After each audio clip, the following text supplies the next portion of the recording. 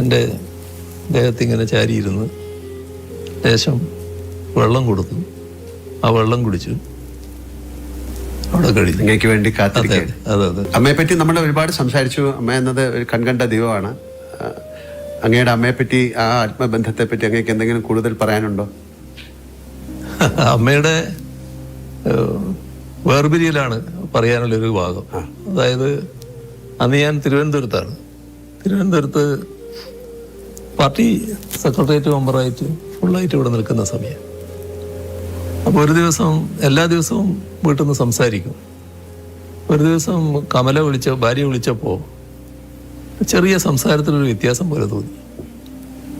അത് അമ്മയുടെ ആരോഗ്യസ്ഥിതി പറയുമായിരുന്നു. നല്ല അവശതയുണ്ടായിരുന്നു അപ്പോൾ. മറ്റൊന്നും പറഞ്ഞില്ല, പക്ഷെ എനിക്ക് തോന്നി എന്തോ ഒരു പ്രശ്നമുണ്ട്. അപ്പോൾ ആ കാലത്ത് ചടയം ഗോവിന്ദനാണ് സെക്രട്ടറി. അപ്പം ഞാൻ പറഞ്ഞ് എന്തോ ഒരു പ്രശ്നമുണ്ടെന്ന് തോന്നുന്നു, ഞാനൊന്ന് പോയിട്ട് വരാമെന്ന് പറഞ്ഞ് അങ്ങനെ വൈകുന്നേരം വീട്ടിലേക്ക് പോയി. രാവിലെ അവിടെ എത്തി. വീട്ടിലെത്തി.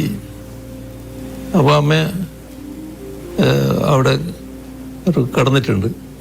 അവിടെ നിന്ന് എഴുന്നേറ്റിരുത്തി എൻ്റെ ദേഹത്തിങ്ങനെ ചാരിയിരുന്ന് ലേശം വെള്ളം കൊടുത്തു.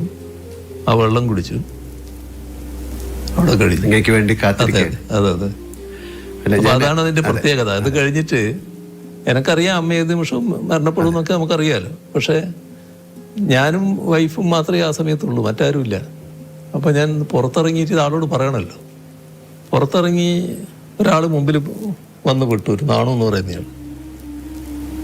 പക്ഷെ ഒരക്ഷരം വാക്കിങ്ങോട്ട് വരുന്നില്ല, പറയാൻ പറ്റുന്നില്ല.